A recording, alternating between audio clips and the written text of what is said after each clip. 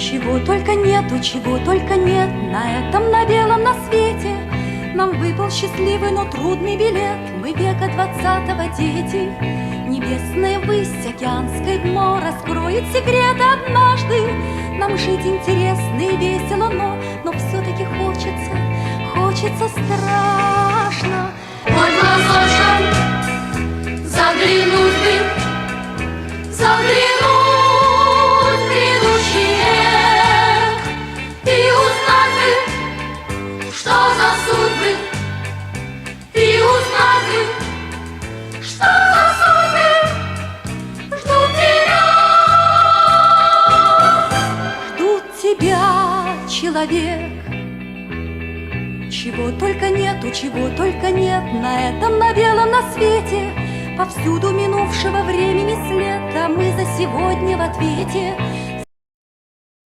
Доброго времени суток всем подписчикам моего YouTube канала, а также заинтересованным лицам в развитии технологий. В очередной раз пытаюсь привлечь внимание к разработкам новых видов перемещения в пространстве. Для начала надо поставить круг задач и очертить проблему, связанную с решением этих вопросов. Необходимо найти ответ на вопрос, зачем что-либо новое искать, если существует и так. Самолеты, вертолеты, ракеты, которые сейчас используются для перемещения грузов и людей. Что именно нового должно дать инновационные разработки и чем они выгодно будут отличаться от используемых сейчас технических средств? На мой взгляд, все предельно просто. Все, что смогла создать прикладная наука на середину 21 века, не отвечает потребностям современного общества. Потому что запросы среднего жителя планеты уже оказались выше, чем запросы крупного капиталиста середины прошлого века. Сейчас мне необходимо из мегаполиса столицы Восточной Европы спустя пару часов оказаться в Австралии или Южной и Северной Америках. А потом, к вечеру того же дня, успеть на премьеру оперы в одном из столиц Центральной Европы. Сегодня забросы и интересы народа, населения планеты требуют путешествий по всей планете за 24 часа. В прошлом веке трансконтинентальные перелеты себе могли позволить мультимиллионеры и богатейшие представители планеты. Да и то в условиях, когда такие перемещения не были простыми и комфортабельными. Человечеству требуется большая мобильность и скорость передачи информации с сохранением необходимых удобств и качеством оказания услуг. Если в отрасли телекоммуникационных технологий наука и промышленность позволяют удовлетворять спрос и создавать предложения и продукты для людей, то вот с перемещением товаров и пассажиров ситуация отличается и похожа на ту, которая была организована в прошлом с появлением первых турбореактивных двигателей и их использование в гражданской авиации в 60-х годах 20 века. Если человеку нужно на другой континент, пассажир быстро покупает билет на самолет и вынужден трястись в частых воздушных турбулентностях, сидя в одном положении в течение продолжительного срока. Иногда это 8-10 часов, если мы говорим о любой точке планеты.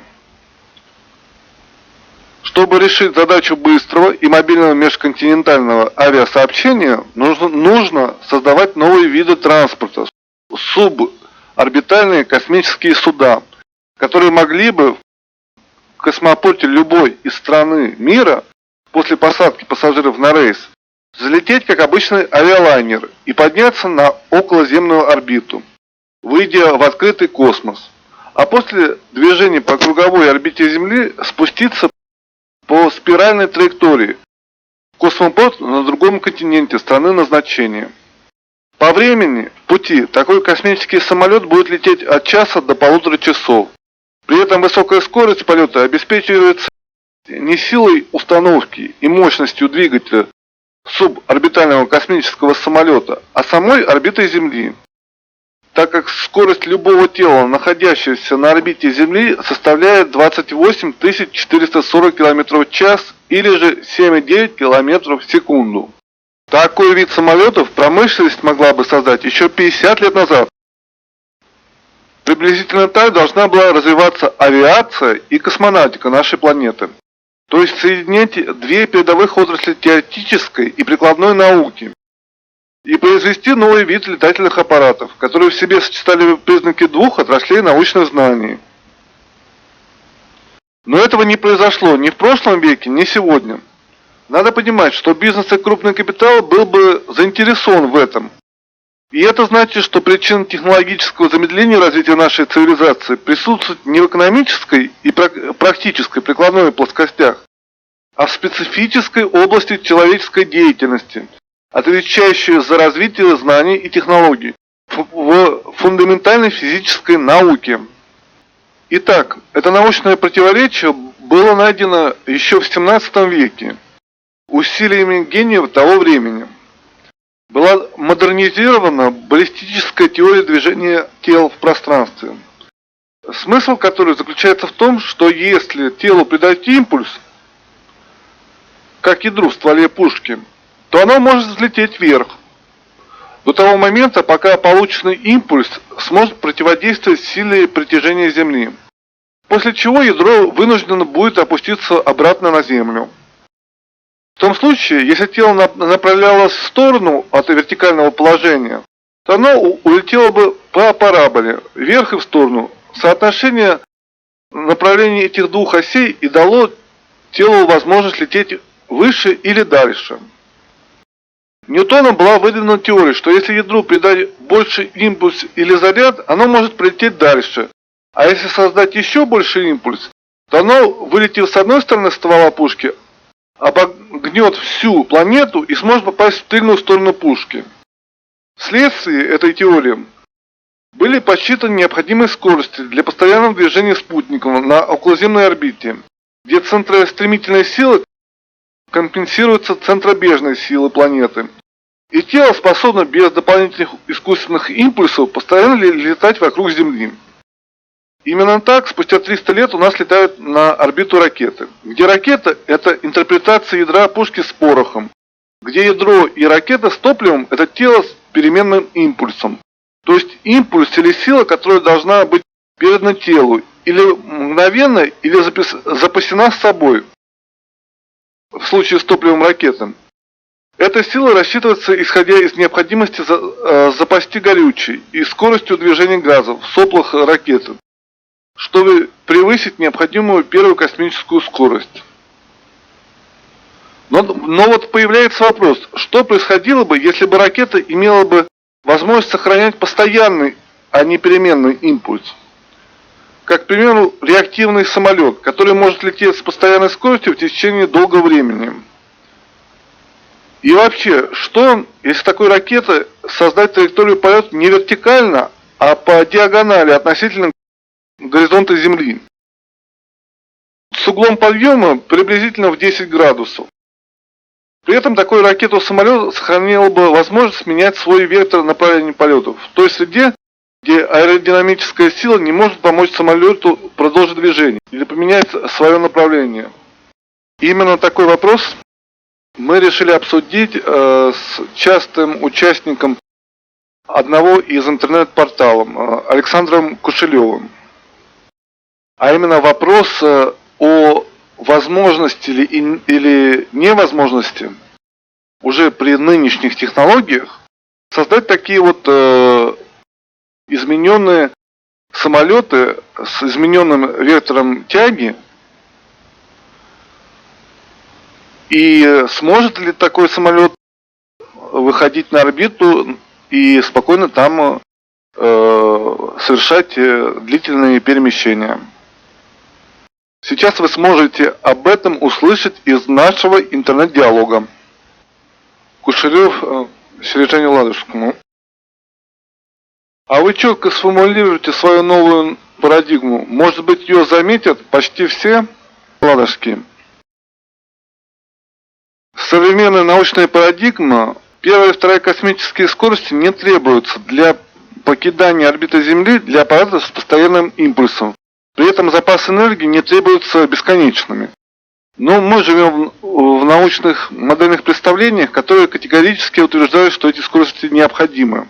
Кушелев. Вы просто не в курсе условий, границ применимости формул, величин, понятий. Естественно, если у вас есть только керосин и кислород, то на одноступенчатой ракете вы не сможете даже на околоземную орбиту выйти. Если ваша ракета летит по инерции, как камень, то ее траектория будет эллипсом, даже при второй космической скорости. Другое дело, если у вас есть хотя бы ядерный источник энергии. Тогда вы сможете удаляться от Земли с любой скоростью. А если у вас будет преобразователь внутренней энергии эфира и двигатель типа M-Drive, то гравитацию вы сможете просто пренебречь. Сережень, это и есть стандартное научное модельное представление. Но это не так. Вы представьте самолет, который взял водород, кислород с собой на борт и разогнался, скажем, до 100 км в час, которые ему позволили взлететь. Если он будет сохранять постоянную скорость в течение пару часов, то он покинет атмосферу Земли. Если его скорость сохранится, то он покинет и орбиту. Причем его скорость будет возрастать, хотя энергию он будет так же тратить, как если бы сохранял ту же скорость. Вот такая загадка науки. Вроде бы нельзя и даже заметить проблему трудную. Ее ученые от кандидатов до докторов не замечают, сколько я с ними не вел видеоконференции. Поэтому у нас нет новых летательных аппаратов, которые по идее уже должны быть в периодизации научных изобретений нашей цивилизации. Кушелев. Да вы матчасть не изучали. У вашего самолета горючее кончится гораздо раньше, чем он выйдет на околоземную орбиту. По мере опустошения баков с горючим их нужно отбрасывать. Именно эта идея многоступенчатой ракет и позволила выйти на околоземную орбиту. Оказалось достаточно 3 ступеней. Для летающих тарелок, которые могут брать энергию из эфира, неограниченно, таких проблем нет. Так что подключаясь к созданию рубиновой энергетики и транспорта, и не нужно будет сжигать 1000 тонн горючего, чтобы ввести на орбиту тонны полезной нагрузки. Сережень, это вы не можете сознание заставить представить самолет, который летит в течение 2 часов со скоростью 100 км в час, постепенно набирая высоту. Потому что сознание современных людей так устроено. Внедрили картинку стандартной научной картины мира и по-другому думать не хотим. А задача детская. Если аппарат оторвался от поверхности со скоростью 100 км в час, гравитация самая высокая всегда находится у поверхности источника и убывает с расстоянием, то через час он вылетит за пределы атмосферы. Разница между такими самолетом и ракетой, то что ракета взлетает вертикально вверх, и ей необходимо запасти топливо для того, чтобы разогнать бесполезную нагрузку, вес самого топлива. Самолет, который поднимается по спирали или диагонали от поверхности, поднимается за счет другого принципа. Чтобы проще понять, за счет чего самолет будет покидать атмосферу, надо представить пузырь воздуха, который поднимается с дна водоема. Такой пузырь использует не свою силу, а силу воды, которая его выталкивает. С гравитацией то же самое. Если у вас есть первоначальный постоянный импульс, то вы будете с увеличением высоты переращивать дополнительную скорость. Хотя энергия тратится та же, что нужна для поддержания первоначальной скорости. Например, 100 км. Кушелев.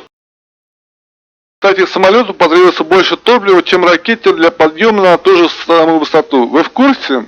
Самолет Ту-154 тратит 5500 км в час за первый час взлета и набирает высоту в следующие часы по 4200-4700 км в час. Сережень. Ту-154 это тяжелый самолет, а если взять МиГ-25, то его баки при 37 тоннах общего веса весит 15 тонн. Продолжительность полета 2400 км в час. Просто 2400 км. Потолок высоты 24 км. Минимальная скорость взлета 390 км. Из чего следует, что его соотношение 1 к 3 запасенного топлива от общего веса. В отличие от ракеты, где 90% от общего веса занимает топливо и только 5-7% от полезной нагрузки системы.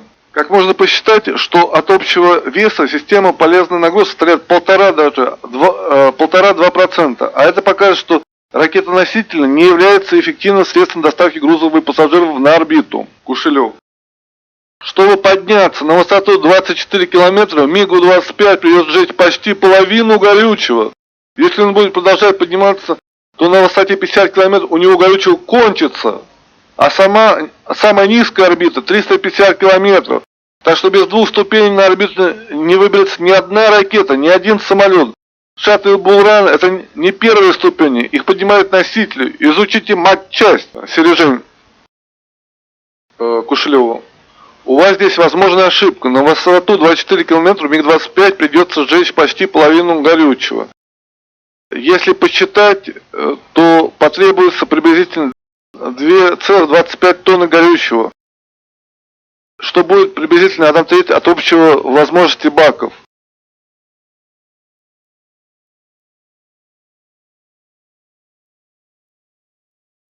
Кушелев. Вы пишете 24 километра, это 1/100 максимальной возможности самолета. Вы перепутали высоту с длиной полета. Пролететь 24 по горизонтали, это не то, что пролететь 24 километра по вертикали. Узнайте, сколько процентов топлива истратит МиГ-25, чтобы подняться на высоту 24 километра. Это будет точно больше 30%. Поэтому на высоту 350 километров ему не подняться, даже при вертикальном взлете. А если он будет взлетать не вертикально, то горючее кончится еще раньше. Вот, для справки вам привожу параметры. По удельному расходу топлива легко посчитать, на какую высоту сможет подняться МиГ-25. Масса его известна, 41 тонн максимум. Масса топлива 15 тонн. Считайте, если ошибетесь, я поправлю. Сережение Кушелеву. Поэтому высота полета МиГ-25 равна 24 километра. Это не вертикальный взлет, на который аппарат затратил бы намного больше топлива, а полет по диагонали, в котором самолет летит за счет аэродинамической силы, которая экономит расход топлива. Почему у нас нет таких суборбитальных аппаратов, которые взлетали бы на одном аэродроме и приземляются на другом континенте, выйдя в безвоздушное пространство? По причине того, что самолет не управляем в верхних слоях атмосферы и отсутствует окислитель. Все это решается за счет управляемого ветрополета двигателя и наличия окислителя на борту. И, Александр, это уже ваша забота посчитать. Я вам уже привел расчеты, а вот если мне что-то не понравится, я вам подскажу, что именно не так. Кушелев Сережению. Ваши расчеты относятся к горизонтальному движению самолета, а самолет-то должен подниматься вертикально. Так что пересчитывайте. Вертикальный взлет требует меньше топлива, чем полет по диагонали. Не верите, проверяйте. Сережень Кушелева. Вообще-то диалектический материализм не рассчитан на веру. Если одна сторона предоставила расчеты, то другая, если не соглашается, предоставляет свои расчеты, иначе невозможно что-либо доказать или опровергнуть. Так что считать ваш, Александр, очередь. Такой вопрос для того, чтобы конкретизировать тему по расчетам. Сколько времени необходимо МиГ-25 со скоростью 400 км, скорость начального отрыва от поверхности Земли, для того, чтобы самолет достиг высоты 24 км при диагональной траектории полета относительно поверхности Земли и углом набора высоты от 10 до 30 градусов. И сколько потребуется времени для вертикального набора потолка полета? Кушелев. Вы не предоставили расчеты по расходу топлива на вертикальный подъем. Когда предоставите, тогда я вас и поправлю, если ошибетесь. А расчеты по горизонтальному перемещению не имеют отношения к вертикальному перемещению. Так что считайте расход топлива не на горизонтальное, а на вертикальное перемещение самолета. Пока у вас таких расчетов ровно 0, с улыбкой. В этом расчете вообще нет необходимости. Известна масса самолета, масса топлива и удельный расход топлива. Могу повторить, если сами не можете увидеть в моих предыдущих сообщениях. И не забывайте, что отклонение на вертикальный подъем потребует больше топлива. Если отклонение достигнет 90 градусов, то количество необходимости топлива возрастет до бесконечности. Если не можете этого понять, читайте. Вы можете сделать упрощенный расчет, то есть пренебречь силой трения и КПД двигателя. Просто самолет на высоту 15 тонн на 350 км. Узнайте, сколько нужно энергии. Так что не отвлекайтесь на старые технологии. Если вы сами не можете решить скорую задачу на тему закон сохранения энергии, то сколько вы готовы заплатить за решение этой задачи? Я ценю свое время. Но если вы хорошо заплатите, то готов выполнить эту работу с полной ответственностью. Сережень Кушелеву. Ошибки в понимании расчетах это не стыд, это опыт, на котором можно построить что-либо. Но на науке нужна диалектика и доказательства, прежде всего. Иначе один будет рассказывать о своем воображении, и все остальные будут удивляться, какой, однако, гений им вещает. Если не хотите читать, не делайте этого, но тогда нет диалектического материализма или предмета для научного диалога. Кушелев, вы утверждаете, что самолету хватит горючего, чтобы выйти на околоземную орбиту? Я вам отвечаю, что школьная задачка позволяет посчитать, сколько нужно горючего, чтобы подняться самолет, например, МиГ-25 на высоту 350 км. Для этого нужно знать формулу из 8 класса школы. Энергия равна m на GH для потенциальной энергии и удельную теплоту сгорания авиационного топлива джоуль-килограмм. Вы эту школьную задачку решить, как я понял, не смогли, но не смогли даже сформулировать. Если вы всю Жизнь хотите прожить в иллюзии, то кто же мешает? Живут же некоторые вообще без физики и неграмотными. А любой школьник при желании может сам постичь и убедиться, что топлива самолет не хватит. А вам удачи. Благодарю за то, что нашли время для нашей научной дискуссии. Вот такой вот интересный и странный разговор получился с Александром Кушелевым. В результате, чтобы не озвучивать дальнейшую запись наших переговоров, так или иначе Александр Кушелев признал, что все-таки при всех возможностях самолет МиГ-25 не сможет израсходовать 7,5 тонн полбака своего горючего, чтобы подняться на предельный потолок своей высоты полета. К сожалению, наш диалог практически на этом был и прекращен, потому что, наверное, у нас или времени, или желание пропали продолжать эту тему. Хотя она очень интересная. Это показатель того, что вот в таких нюансах и кроется истина. Как в поговорке, истина кроется в деталях. Если же подытожить наш диалог с Александром Кушелевым, то можно увидеть, что вначале Александр предлагал, что МиГ-25 для потолка своего полета должен потратить полбака, то есть 7,5 тонн. Я тоже предполагал больший объем топлива, чем в результате потребуется.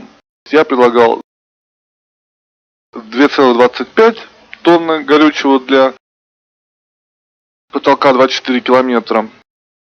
На самом деле оказывается, что называется, истина всегда посередине. Что требуется приблизительно 1,5 тонны для 24-25 километров.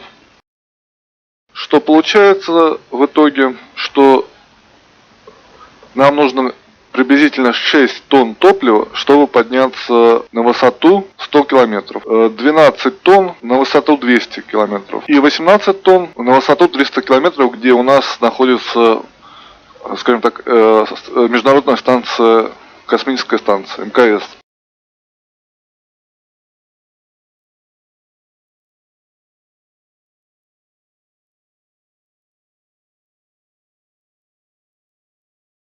Так что, в принципе, конструкция обычного самолета-истребителя позволяет нам по запасам топлива, не прибегая к серьезным изменениям инженерной конструкции самолета, направлять его на необходимую орбиту в космосе, около Земли.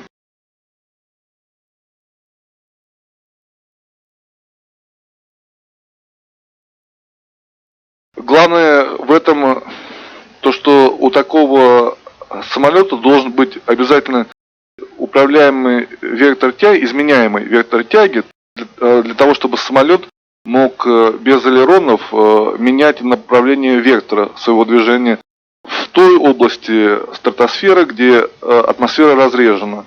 Ну и, естественно, за ее пределами в ближайшем космосе.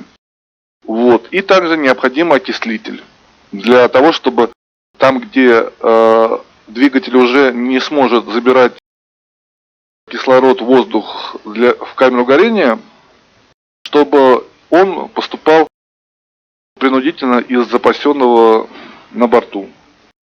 Тогда решаемые две проблемы приводят к тому, что у нас есть вот такой суборбитальный самолет. Конечно, не обсуждается то, что при входе в атмосферу при неправильной траектории он, конечно же, сгорит. Эта часть работы как бы сейчас даже не обсуждается. Главное тут то, что вполне достижимо при современных технологиях создать вот такие вот средства доставки без необходимости использовать ракетоносители, где 90% топлива выводит 1-2% полезной нагрузки. И все из-за того, что нужно использовать все возможные силы. аэродинамическую силу вместе с реактивными двигателями. И это только один из элементов новой научной парадигмы, на которую просто раньше не могли обратить внимание физики, инженеры, потому что не ставились такие задачи. Я думаю, в этом главная причина. Поэтому складывается очень серьезная ситуация.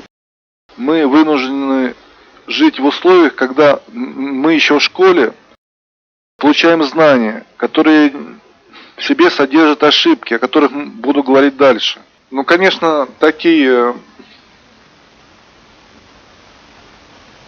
космические самолеты были бы очень полезными и инновационными еще в прошлом веке, в середине, когда был организован подъем и развитие ракетной техники.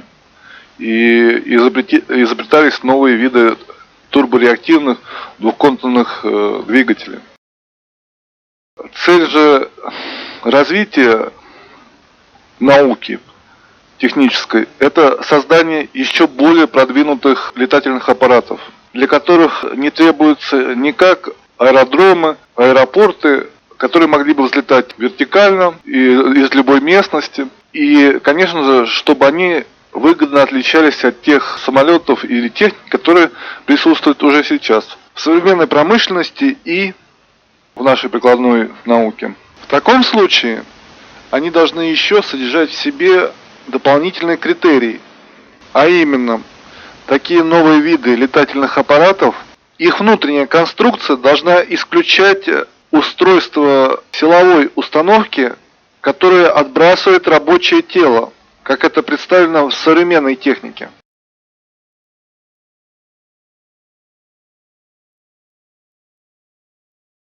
То есть такие летательные аппараты, вне зависимости от самой конструкции, не должны быть реактивными.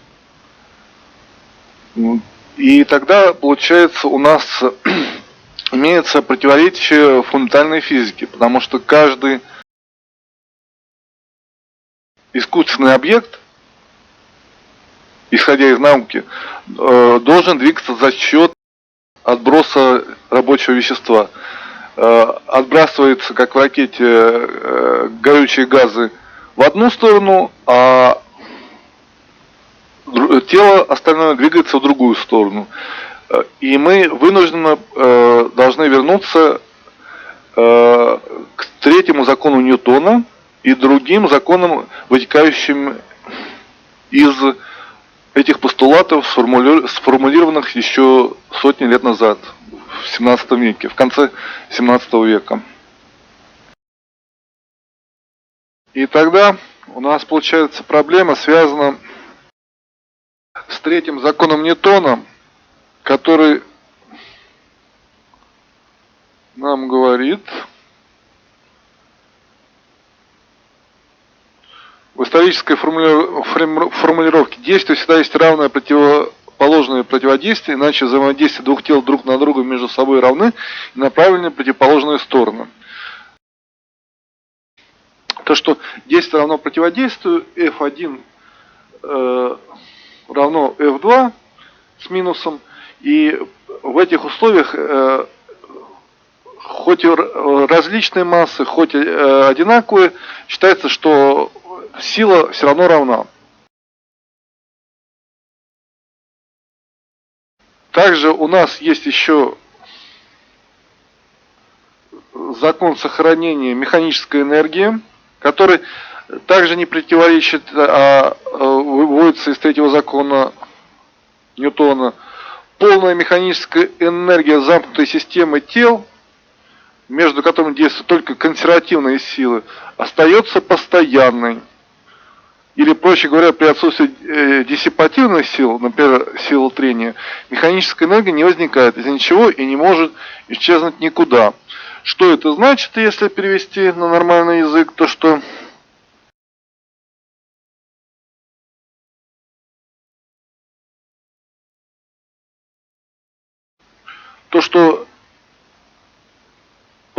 потенциальные консервативные силы не приводят в замкнутой системе к механическому движению. То есть потенциальная энергия при отсутствии внешних сил не переходит в механику. И еще у нас в связи с третьим законом Ньютона есть еще один закон. А называется он закон сохранения движения центра масс. Если сумма внешних сил, действующих на систему, равна нулю, то центр масс такой системы движется с постоянной скоростью, то есть ее равномерно и прямолинейно. Или же, в частности, если первоначальный центр масс покоился, то в указанных условиях он будет покоиться и в дальнейшем. Если это интерпретировать на нормальный язык, то при отсутствии внешних сил любые другие внутренние силы закрытую систему не приведут в движение. Удивляет, конечно, то положение дел, в котором и в 20 веке и Толчиным, и другими изобретателями, и в 21 были созданы так называемые инерциоиды, которые в принципе устроены за счет использования внутренних сил и которые двигаются за счет внутренних сил. Но на этот факт никто не обращает внимания. Мы вынуждены разбирать эти законы в теории и на практике только потому, что они все приводят к тому, что они запрещают новые виды летательных аппаратов, которые являются по своей сути замкнутыми системами, способными двигаться за счет внутренних сил. И вот у нас вот, как третий закон Ньютона, так и закон сохранения механической энергии, так и закон сохранения движения центра масс, все выведены из механики Ньютона, и все они запрещают нам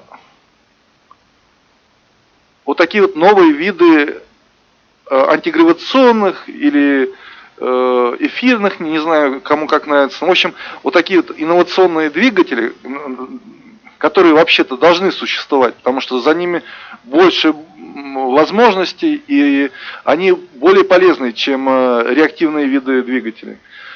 И по идее, чтобы нам доказать, что могут быть такие двигатели, нужно разбираться с теорией, используя индуктивный метод методологии науки, а также использовать математический анализ.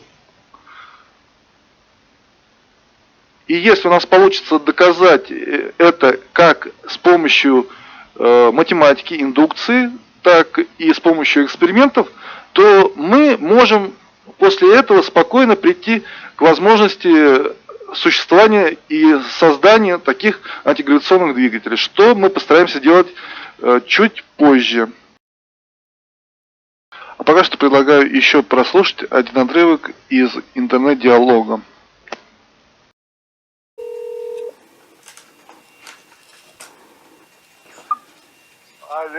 Алло. Алло. Вот сейчас лучше стала связь. Да, отлично, да. Угу. То есть, я так понимаю, это и у вас и телефон, и сразу в стрим идет запись? Да, Да, в стрим идет запись, конечно же. Ну, в общем, вот вы задали вопрос по поводу эфира и новых инновационных технологий. Получается, как раз ровно год, 30 сентября будет, как вы меня посоветовали обратиться в сообщество Юлия Зарудного, Юлиана Юрьевича. Да. И вот в течение целый год мы, как вот знаете, как вот происходят войны, там, где люди сражаются с оружием. А вот мы в течение целого года всей компании сражались друг против друга и все против всех. Ну, в интеллектуальных и научных вопросах. Так, и чего? Что расскажешь зрителям? Ну, то, что вот в принципе, как я и вначале выставлял для всеобщего обсуждения учеными и инженерами 3 вопроса, удалось достигнуть промежуточных результатов. Во всяком случае, вся группа хотела меня убедить в том, что я вообще-то гуманитарий, и физики в доскональности не могу знать на таком уровне, на каком они профессионально занимаются, но эксперименты получилось поставить, которые подтверждают мою версию. Хорошо, закрытые группы Юлиана Зарудного, что ты там послушала, к чему ты пришла? Как это могут услышать он? Потому что рано или поздно встанет вопрос о финансировании, проверить твою теорию на практике. Ну, дело в том, что финансирование это должны быть меценаты или с помощью краудфандинга, людям, которым интересно поддерживать проекты, но они не видят прямой выгоды. Или же полноценный какой-то ресурс финансовый, который может на это выделять огромные средства. Что касается эксперимента, во всяком случае, там есть такой преподаватель питерского вуза, достаточно интеллектуальный человек, который поставил один из экспериментов, который мы выдвигали. Суть диалектического материализма в том, что одна сторона или множество сторон утверждает свои точки зрения, но в результате должен быть практически эксперимент. И вот такой вот эксперимент, все сошлись в том, что результат не может быть таким, как он получился, и я в качестве единичного варианта оставил ту позицию, которая все-таки реализовалась в этом эксперименте. Так, а эксперимент был проведен? Да, конечно же, Ярослав. А где его можно посмотреть? Извините, Ярослав Петрович, по-моему, же отчество. Да. Да, точно. И силами данного преподавателя в домашних условиях был проведен этот эксперимент. И даже у него на YouTube-канале, по-моему, до последнего времени это был эксперимент. Я не знаю, может быть, сейчас уже его убрали из интернета, я не спрашивал у автора. Так, ну ты же крайне заинтересован, ты самая заинтересованная сторона в том, чтобы как можно большее количество людей посмотрело. Я готов выложить это на канал YouTube. Ну, там, грубо говоря, это даже не мой канал, это Игорь Васильченко. И Игорь Васильченко, вот преподаватель, он на своем сайте, YouTube-канале выложил этот эксперимент. Суть его проста. То, что был спор по поводу лодочки, в которой дует обычный вентилятор с воздухом, но парус должен быть прямым. Все как один утверждали, даже, по-моему, Иванов Юрий Николаевич участвовал в этой дискуссии, и все утверждали, что такого движения не может быть. Угу. В результате потратили на это где-то эксперимент проводился в мае месяце этого года, и где-то, наверное, полмесяца проводили разные варианты. Парус больше, нагнетается воздух с меньшим диаметром, с большим в парусе, но все равно движение было, как в противоположную, так и вперед. Самое главное, это вариант движения вперед. Что в принципе, фундаментальная физика считает, что из-за третьего закона Ньютона такого действия вообще не должно быть, движение вперед. Но оно есть. Так, продолжаются опыты. Сделали сужающийся сопло сужающееся, которое дует в плоский парус. И в соответствии с тем, что мы предполагали, и я говорил, что эффект Магнуса будет около этого паруса дуть с этой стороны, с левой, образовывать повышенное давление. Вот этот вентилятор, установленный внутри, дует на парус с этой стороны. Лодочка поплывет вправо, вот в эту сторону. Соответственно, здесь играет эффект повышенного давления с левой стороны паруса. С правой пониженное давление, с левой повышенное давление. И лодочка плывет в правую сторону. Все в соответствии с законами физики по эффекту Магнуса.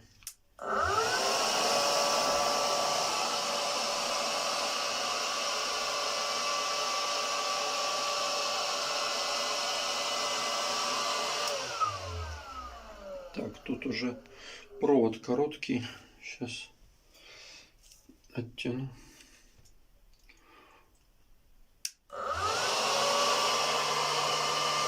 Извините. то тут он уже стал притягиваться к самой ванне, засасывать воздух стал рядом с ванной и притягиваться стал к ванне. Извиняюсь.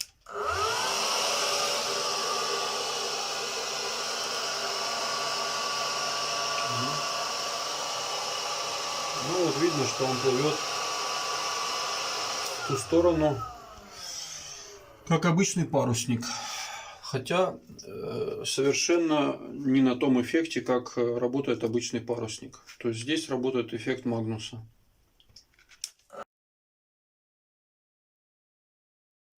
Ну что же можно сказать в таком случае?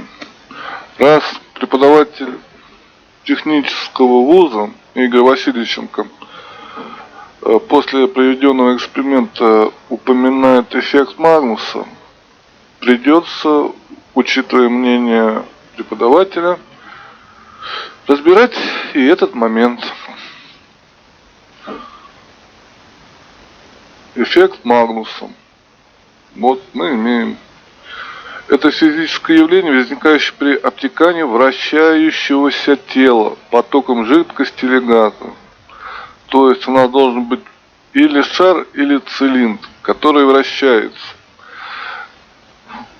Набегающий поток уплотняет среду вокруг него внизу, и эта среда становится более разреженной наверху, что в итоге приводит к появлению эффекта подъемной силы у вращающегося шарообразного или цилиндрического тела. Только, конечно, стоит добавить, что вот вы сейчас смотрите на Википедию, в которой представлена научная статья, объясняющая эффект Магнуса. Но очень, конечно, замечен баг. То, что картинка должна быть перевернута. Стрелочка, которая вот сейчас на рисунке показывает направление вниз, она должна быть перевернута так, чтобы стрелочка была вверх, и вот эти сжатые поля должны быть сверху шарика, а более толстые поля внизу. Получается, что эффекта Магнуса в нашем эксперименте такого тела нету, как и подъемные силы. То есть эффект Магнуса, к сожалению, Игорь Васильевиченко тут не применим. Тут более интересен другой эффект, который можно, в принципе, заметить. Вот, например, такой. Сечение струи увеличивается, скорость уменьшается, а давление увеличивается. Вот это двуугольное тело или наш прямой парус, не прогибаемый. При большом угле атаки это же тело становится неудобно обтекаемым. Вихрь открывается поочередно с одной и другой стороны тела. Поэтому спутная струя за телом колеблется в поперечном потоку направлении. Так вот, в итоге, что можно, с одной стороны, и порадоваться за преподавателя Питерского вуза технического, что да, действительно, давление перед парусом и после паруса различны, но эффект Магнуса не применим, потому что у нас это тело не вращается, оно не является такой формой, как необходимо, и никакой подъемной силы у нас не возникает. Зато, как ни странно, этот эксперимент можно рассматривать как раз показатель рождающегося действия и рождающего противодействия. Если правильно посмотреть на этот эксперимент. Тут у нас начинается действие, ну и найдите противодействие. Неудобно обтекаемым. Вихрь открывается поочередно с одной и другой стороны тела. Поэтому спутная струя за телом колеблется в поперечном. Ну и вывод сделайте сами, потому что мы сейчас не оцениваем универсальных законов Ньютона, а мы находим уравнение, которое подтверждает формулу третьего закона. Вот. Ну, это было отступление по поводу высказанной точки зрения насчет эффекта Магнуса. Первое. Магнус не подходит, у нас прямое тело, оно не вращающееся, и у нас нет подъемной силы. В нашем случае, а эффект Магнуса должен представлять перпендикулярную силу. То есть она, грубо говоря, должна вот так вот расходиться, и мы тут вообще ничего не имеем. Но это так, отступление. Главное то, что у нас нет вращающегося тела и нету подъемной силы. Вот. К потоку направлений и вызывает колебания струек, которые можно открывать. Конечно, экспериментов больше, но это вот то, что удалось общими усилиями зафиксировать то, что позиции кандидатов и докторов наук находятся в лоне фундаментальной физики. А эксперимент, который вот мы сначала обсуждали, и они зафиксированы в моих видеоконференциях, что каждый был против, потому что физика не позволяла. В результате эксперимент у нас получился за рамками физики, и вот до сих пор, что называется, а вот мы не там, не знаем, как это трактовать. Вернее, я-то знаю, у меня и лучшие эксперименты есть, но а физики пока что в раздумьях. А написать теорию, у тебя теория, ты понимаешь, как это должна теория быть написана, что в ней должно быть написано? Что же касается теории, как спрашивает Ярослав Старухин, организатор интернет-движения «Глобальная волна», то теорию нужно представить, вот как на схеме показана установка с двумя силовыми излучателями. Что это за силовые излучатели на данном этапе не так важно. Силы могут быть самыми разнообразными, различными, которые могут быть только в природе. Тут главное схематично изобразить, что у нас есть два излучателя или два агрегата, создающие какую-либо силу, мы ее не определяем, она абстрактная, которые действуют, вот как в эксперименте Игоря Васильченко, на полностью прямое зеркало.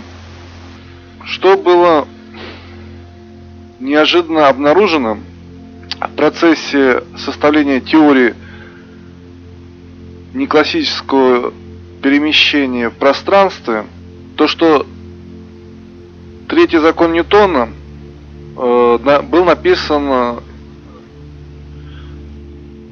физическим языком. То есть за всю историю науки никто не составлял уравнение математическое, квадратичной функции.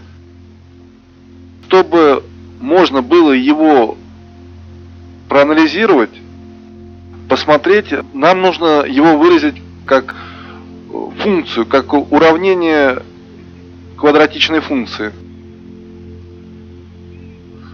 Для этого сначала нужно для всех зрителей, кто смотрит данную запись, показать, что такое третий закон Ньютона в экспериментах.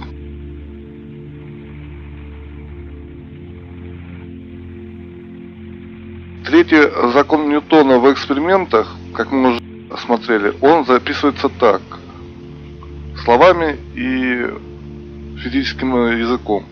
F2.1 равняется минус F1.2.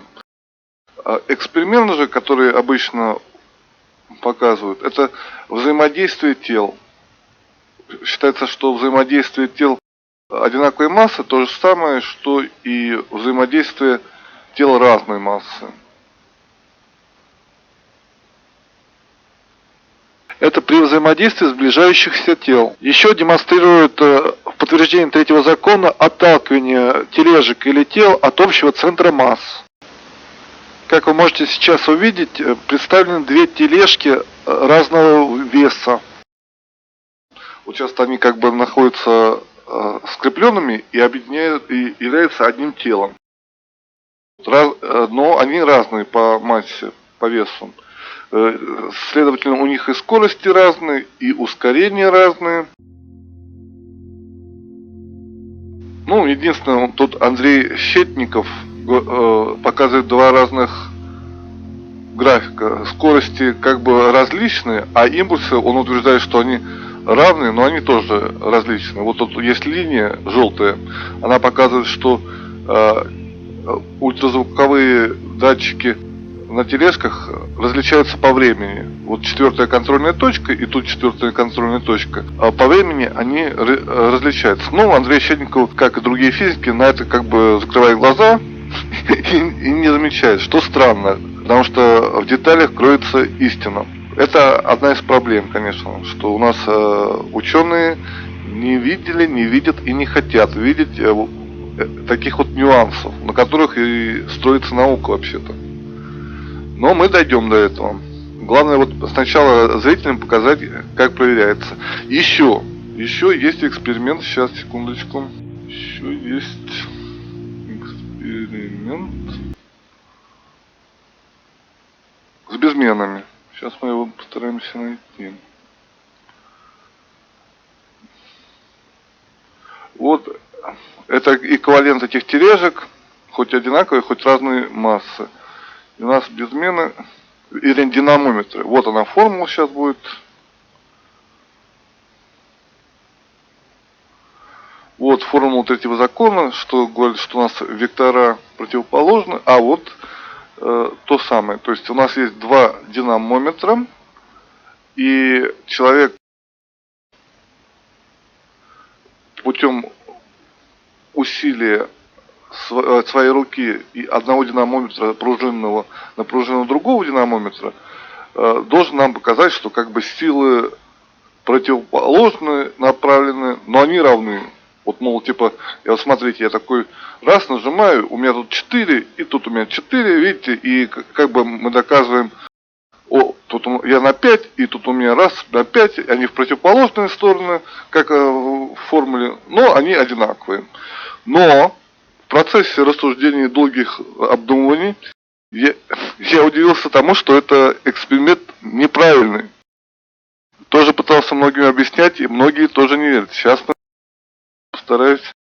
Вы понимаете, то, что вот тут рука, как бы, и доказательство того, что третий закон верен, то, что тут на 6 единиц, значит и тут. Значит, закон работает. Типа, все в ажуре. Но ошибка заключается в том, что эксперимент этот проводится не совсем верно.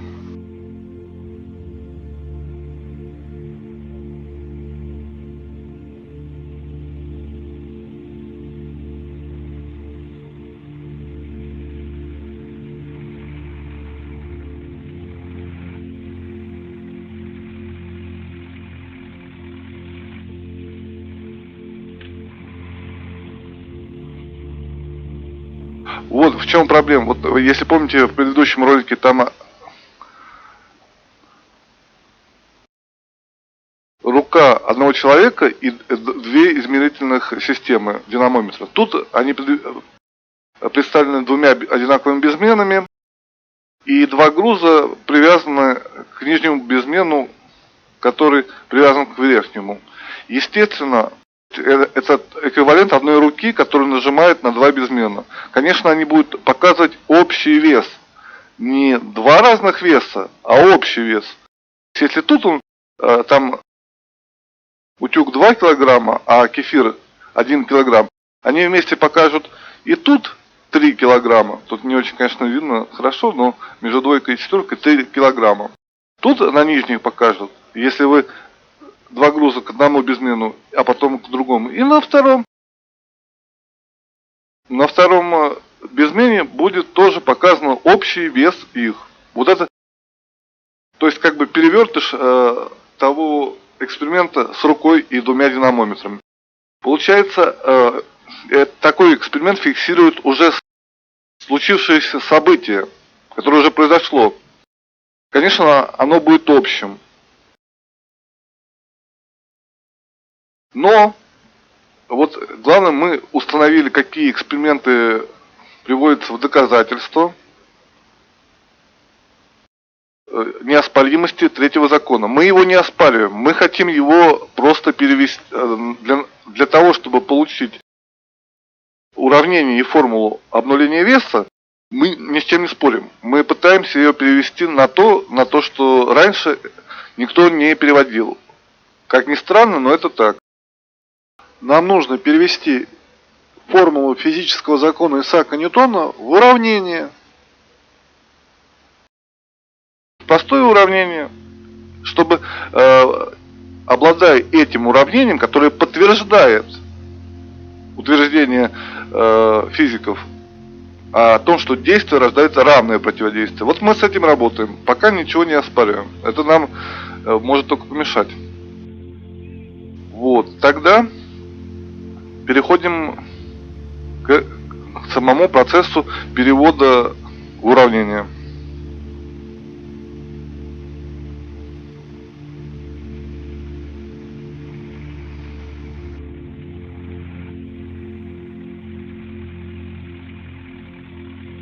Итак, приступаем к выражению третьего закона Ньютона. Итак, выражение третьего закона Ньютона через квадратичную функцию. Уравнение рассчитывается для эксперимента с последовательно подвешенными безменами, к которым присоединены грузы одинакового веса. К каждому безмену по одному грузу. На примере к нижнему безмену подвешен груз 4 кг. Затем он присоединяется к другому безмену, на котором подвешен груз еще 4 кг. Тогда в эксперименте на шкалах будет показание нижний безмен 4 кг, а верхний безмен 8 кг.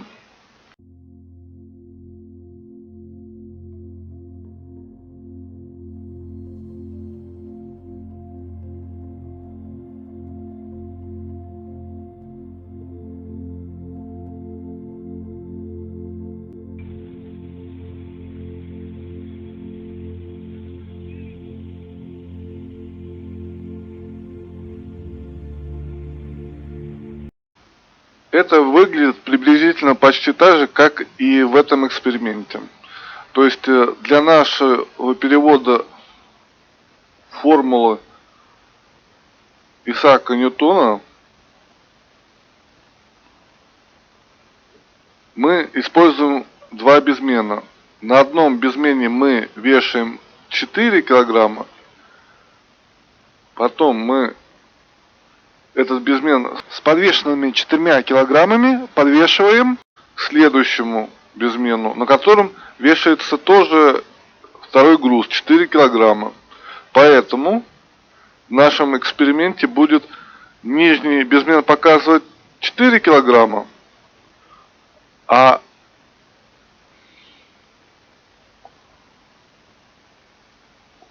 второй безмен будет показывать общий вес. Это у нас первый там. А вот этот верхний безмен будет показывать показание 4 килограмма нижнего, плюс еще 4 своего груза. И вместе будет 8. Получается 4 нижний и 8 общий вес. И этот эксперимент будет эквивалентным, когда сталкиваются два тела.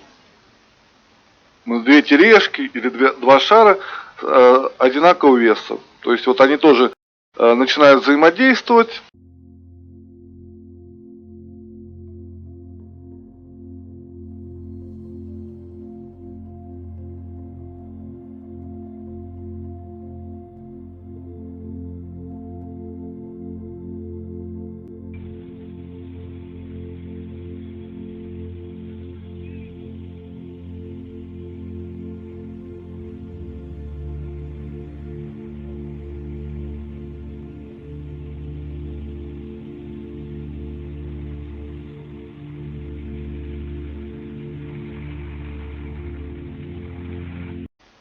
Вот они почти так же взаимодействуют. Сейчас, секунду.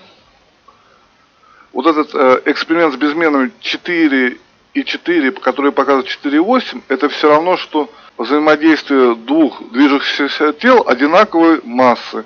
Тут 4, тут 4. Вот они начинают взаимодействовать и приходят к единому результату 8 килограмм.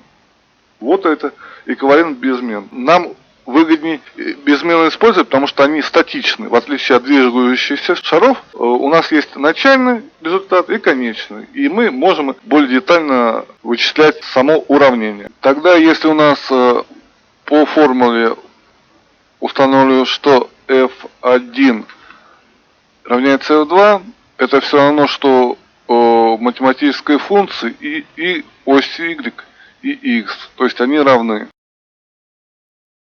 Значение y, как и x, равны. В этих условиях мы можем использовать квадратичную функцию.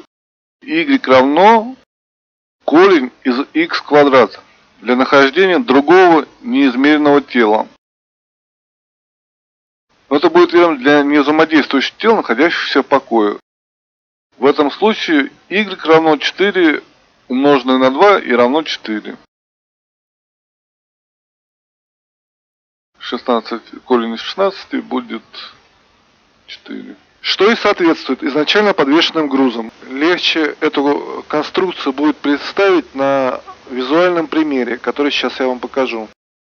Вот, например, у экспериментатора есть весы коромысла, на котором, ну, у него другие, конечно, показания.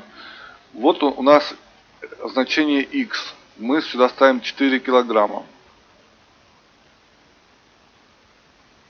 Вот представим, что мы поставили 4 килограмма и не знаем груз. Тут он указан, конечно, но мы не знаем этих показателей. Нам неизвестно, хоть такое же тело. И у нас нету вот этого уровня. В этом случае мы тут можем поставить какие-нибудь такие измерительные весы, напольные наподобие. Тогда, если мы тут груз не знаем, но они, опираясь на вот эту поверхность и на них поставленный груз, покажет 4 килограмма. А тут вместо измерительного прибора эквивалент весящий измерительному прибору. И на него тоже поставим груз, который мы не знаем. Вот. Тогда получается, что тут у нас измерительный прибор покажет 4, а тут мы не знаем, чему это будет равно. И вот y равно корень из x квадрат, это вот как раз этот уровень. Очень красиво получается, что если мы тут знаем вес, нам он показывает, то y равно корень из x квадрат, это все равно, что уровень. Извлекая корень, мы видим то, что это уровень. Если корень извлечен, он покажет то же самое 4, а эквивалент этому как раз вот этот уровень, который, как в математике корень, будет эквивалентен равнозначности двух измеряемых грузов.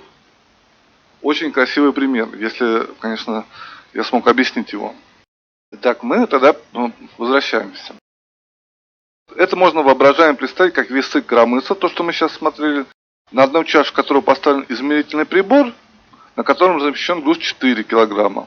А на вторую чашу поставлен эквивалентный по весу груз, или же на правой чаше измерительный прибор, показывающий нам вес выше поставленного тела. А на левой чаше эквивалентный ему, измерительному прибору, тоже груз. Эквивалентный по весу груз равный весу измерительного прибора первой чаши. Помимо основного, равного первому грузу на первой чаше. Если нам на первой чаше покажет вес 4 килограмма, исходя из того, что там есть измерительный прибор, на второй чаше результат будет неизвестен. В этой аналогии квадратичная функция y равно корень из x квадрат. Это уровень. Это как раз вот этот корень, это вот этот уровень.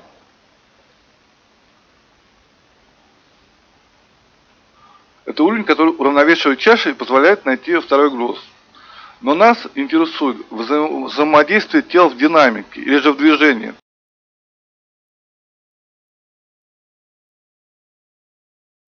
У нас грузы, они как бы статичны, но сам закон объясняет движение тел, взаимодействие их. Поэтому, как бы, эти чаши, да, они нам показывают равность грузов, но самого взаимодействия корень из x квадрат не показывает, не хватает чего-то. Нужно объяснить, как происходит, в уравнении должно отражено движение быть, механика движения, динамика должна быть. Тогда мы возвращаемся к задаче составления уравнения формулы третьего закона Ньютона. А именно, что нас интересует взаимодействие тел в динамике или же в движении, где одно тело равно другому. Как именно они взаимодействуют, для уравнения не важно. Что быстрее двигается или не быстрее, нас это не интересует. У нас уравнение должно просто как бы объяснить математически. Уравнение должно содержать в себе динамику движения тел, из чего можно сделать заключение, что уравнение содержит в себе перемещающееся тело. Функция должна в себе содержать еще дополнительный элемент, который будет характеризовать движение материального тела. Такой элемент функции будет минус x, или же перемещающееся тело в пространстве. Тут как бы мы составили для статичных тел, а еще дополнительный элемент минус x будет обозначать движение. То есть что такое движение? Это перенос того же груза определенного, у нас это 4 килограмм, с одного места на второе. Помимо того, что у нас тут эквивалент показывает, вот такие весы, это еще и как бы начальная точка и конечная точка для одного тела. Такие весы коромысла, помимо до этого разобратого примера с эквивалентами двух грузов, они же еще являются и для одного тела демонстрацией всего процесса движения. От начальной точки до конечной точки, в котором начальная точка будет одна чаша и конечная вторая чаша. А минус x в уравнении это как раз процесс перемещения, определенный тоже весом. В данном случае будет минус 4. Мы конечную точку вычитываем вот это движущееся пространство. Получается 4. Как бы 4 и 4 минус 4. Вот это красивая формулировка для уравнений, которое объясняет перемещающееся тело.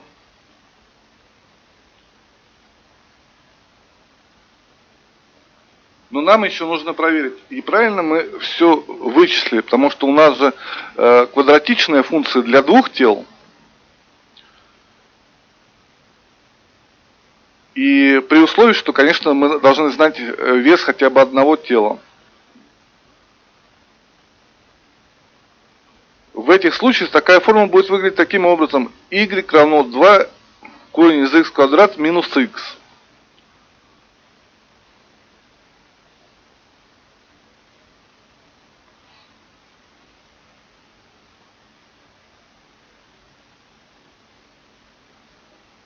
Вот тут как раз можно заметить, корень из x квадрат это будет 4. И как раз вот эти 4, мы нашли этот 4, если бы оно не взаимодействовало. Но во взаимодействии, в движении, оно имеет начальную точку 4 и конечную точку 4. 4 × 2. 8, начальная и конечная, 8 получается. И минус перемещение этого тела. Получается минус 4. Итого изначальное тело 4 найдено. Проверяем чисто математически. Y 2 корень из 4 умноженное на 2 минус 4. Корень из 4 на 2 это 4 умноженное на 2 8. И минус 4 перемещающееся будет конечное тело 4, которое уже совершило движение. В этих условиях тогда мы полностью нашли формулу для одного тела, которое, правда, у нас уравнение мы нашли для одного тела, но сама формула третьего закона содержит два тела, и они также взаимодействуют, и они также равны по условиям нашей формулы. Тогда получается, что результат всего взаимодействия состоит из двух элементов, из x плюс y. Или f общее, результат, равняется f1 плюс f2. Или же, если мы уже составили для одного, мы сможем добавить и другой элемент. И тогда f общее будет 2 корень из x квадрат минус x, это одно тело, и 2 корень из x квадрат минус x, это второе тело. Или же в этом случае мы упрощаем формулу, и она окажется f общее 2 корень из x квадрат минус x, умноженное за скобками на 2. Математическое уравнение физического закона Исаака Ньютона «Каждое действие рождает равное противодействие» найдено. Мы добились того, что мы первый раз, я во всяком случае за все свои изыскания на протяжении многих лет нигде не видел, чтобы кто-то составлял математическое уравнение физического закона. Оно очень важно. Мы его даже оспаривать пока не планируем. Главное, что оно есть. И оно математически, какие бы вы ни подставили величины в уравнение, хоть 4, хоть 8, хоть там, не знаю, хоть 5, хоть 3, оно будет высчитывать вам как результат взаимодействия двух тел, так и может какой-то из этих тел или два тела найти. Как от общего центра масс, так и взаимодействие двух тел. То есть разъединение и соединение полностью просчитывает эта формула. Ну, тут приводится расчет, что если мы не знаем изначально 4 или 4, мы ставим общую 8, и расчет тоже приводит к получению 4 килограммов.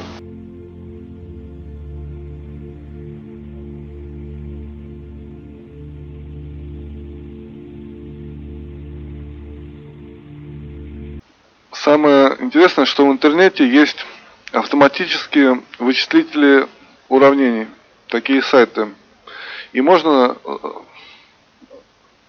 чтобы не затруднять себя построением своего графика, можно просто обратиться на такие сайты и заодно проверить и уравнения, ну и как бы упростить свою работу. Вот, например, есть такой сайт, который мы можем проверить формулу составленную. Например, мы не знаем, какие у нас тела, но знаем общий результат, как в примере с двумя безменными, подвешенными к одному грузу. Вот у нас, например, общий вес, в нашем примере там 8. Мы ставим значение единственное, и у нас x равен 4. Ну, соответственно, y равен 4. Общий вес 2, и 2х равно 4. Вот он 4. 4 взаимодействие тел приводит к общему знаменателю 8. Тут автоматически все вычисляется. X равен 4. Также можно, если мы не знаем, что в результате, мы можем поставить, например, значение. Естественно, у нас будет ответ 8. То есть формула прекрасно работает. Уравнение.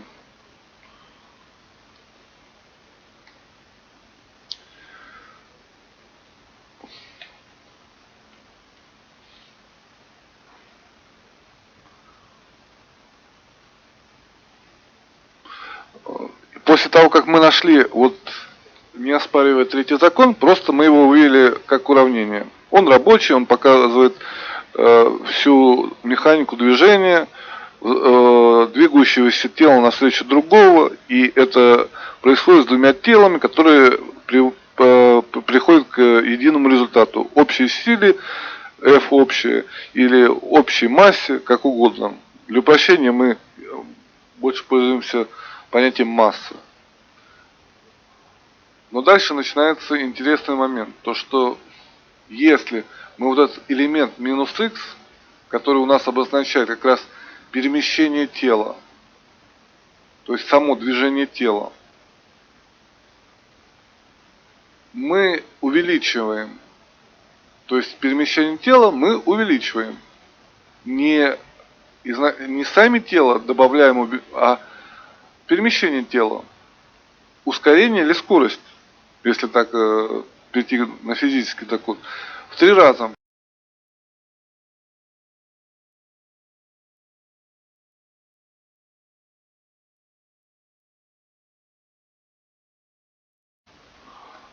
Итак, после того, как уравнение третьего закона движения Ньютона составлено, вы в нем элемент, который мы сейчас вот показывали на сайте автоматического построения графиков, минус x, увеличиваем в 3 раза и получаете отрицательное значение.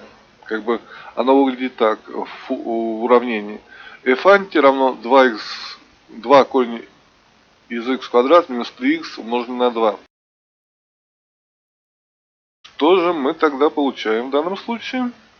Вот, у нас эксперимент проводится, общий вес 8. Вот мы добавили минус ускорению, увеличили в 3 раза и автоматически подсчитываем, что у нас получается. А у нас получается x равный минус 4. Такое уравнение нам дает x минус 4. Если первое уравнение у нас работало в положительном участке оси ОХ, то у нас уже тут является как положительный y, так и отрицательный x. X минус 4. Теперь, раз у нас установка вырабатывает отрицательную силу,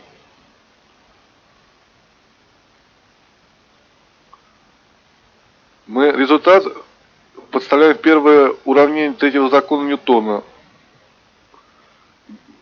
первоначальное, и получаете эффект обнуления веса первоначальной системы. Сейчас проверим. Минус x, работающая установка, которая нас переводит в отрицательное значение x, подставляем в первоначальную формулу.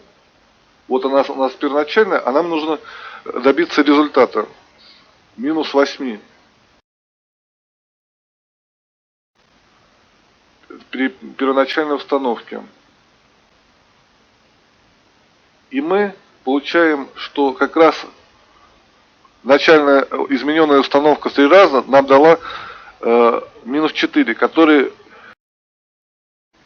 полностью рабочей системы из 2 тел по 4 или 2 излучателей приводит нас к показанию минус 8. То есть первоначально у нас был график XY положительный, мы его включили, установку, на половину, она нас привела к отрицательному значению x, положительному y. А при полной установке, при полной рабочей установке, минус 4 умноженное на 2, мы попадаем вообще в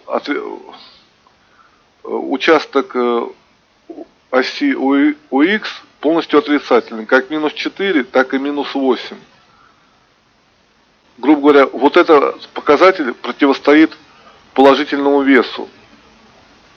То есть полностью работающая установка нам дала силу эквивалентную минус 8 килограммам. А нас сама установка общая 8 килограммов.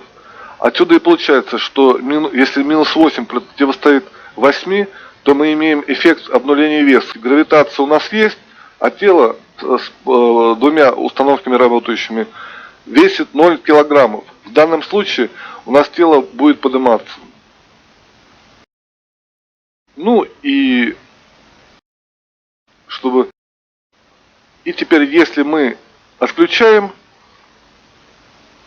добавляем минус x в эту полностью работающую Или получается, если мы отключим один из двух агрегатов нашей закрытой системы, то нас система уже возвращает, еще не до конца работает, общий вес минус 8, а половина отключенная уже приводит к 4. Грубо говоря, выключая установку, она еще какое-то время работает и потихоньку нас опускает полностью положительную участок оси ОY. Вот так вот у нас индуктивный метод позволяет, если правильно мы нашли уравнение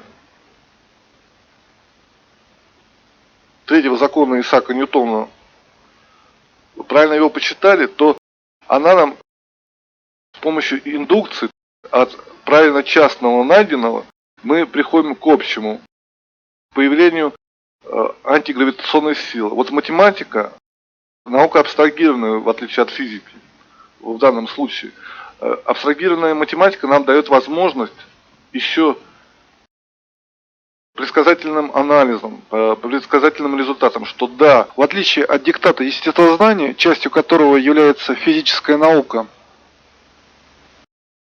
которая как раз нам запрещает такие двигатели, то вот математика, если она правильно рассчитана, позволяет нам сделать вывод, то что при включении установки внутренних каких-то излучателей, мы их пока не будем разбирать, нам главный принцип, то появляется эффект понижения веса, при максимальном ее использовании появляется эффект обнуления веса. Это как раз такая цель, которая позволяет объекту, аппарату летать без отброса массы. Полностью теряется вес у тела определенной массы. В этом случае тело будет, конечно, лететь в сторону, противоположную притяжению. Как все равно, что если бы на самолете, который падает вниз, появляется эффект обнуления веса. Только самолет все равно падает, а тут тело никуда не падает, а эффект обнуления веса есть, и тело, наоборот, летит в противоположную сторону. Вот этот чисто математический анализ нам позволил сделать вывод, что такие антигравитаторы должны прекрасно работать в условиях различных сред. И так как любой эксперимент должен подтверждать научный вывод, то значит и эксперименты должны быть такими, что закрытые системы имеют движение, что вот на примере эксперимента Игоря Васильченко все ученые утверждали, что прямой парус нам не даст никогда движения вперед, а лодочка с прямым парусом демонстрирует все-таки не эффект Магнуса, на котором некоторые сторонники классической физики настаивают. Это прямой показатель того, что зеркало имеет разные силы давления, как со стороны нагнетания воздуха, так и со стороны, где воздух вообще принудительно не нагнетается. Ну и дополнительный вывод о том, что антигравитация возможна. Кстати, как раз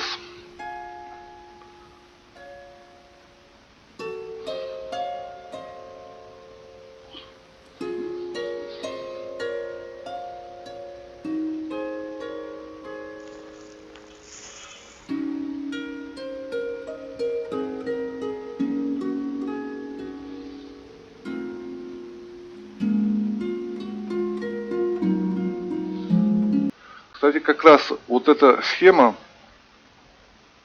в которой на одном безмене кефир, а на другом утюг 2 килограмма 1, общий нижний безмен нам показывает 2 килограмма, вот он, утюг 2 килограмма показывает, а верхний покажет нам 3 килограмма. В верхнем показателе будет скрыт вот это второе тело. Так как мы имеем рабочую вот эту формулу, уравнение минус 3х, если мы увеличим движение каких-либо частиц, мы их никак не называем, то такое скрытое тело в общем весе 3 килограмма будет снижать показания вместо, вот как сейчас он 3 килограмма показывает, то он будет наоборот снижать. И в результате при работающем агрегате одного из этой системы вся конструкция будет весить, например, не 3 килограмма, а всего лишь 2 килограмма. Или наоборот 1 килограмм при работающей установке. Или даже 0 килограммов. В том случае, когда это будет 0, то тело будет двигаться в противоположную сторону. Как я и объяснял еще год или 2 назад в сообществе Зарудного Юлиана.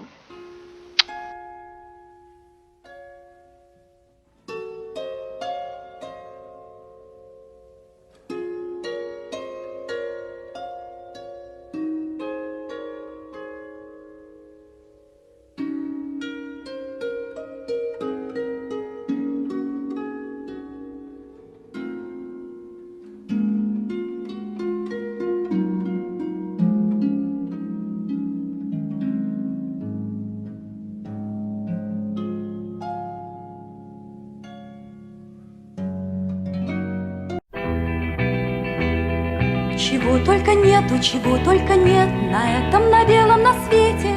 Нам выпал счастливый, но трудный билет. Мы века 20-го дети. Небесная высь, океанское дно раскроет секреты однажды. Нам жить интересно и весело, но все-таки хочется страшно.